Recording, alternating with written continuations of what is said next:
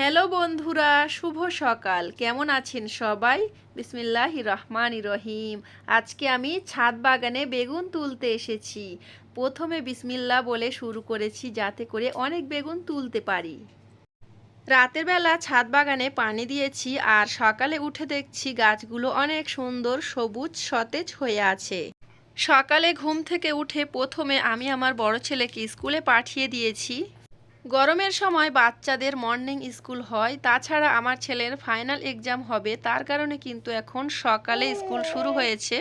ছোট ছেলেটা ঘুমাচ্ছিল, তখন আমি ছাদ বাগান থেকে এই বেগুনগুলো তুলেছি, বিসমিল্লাহ বলে শুরু করেছি আর অনেকগুলো বেগুন উঠিয়েছি।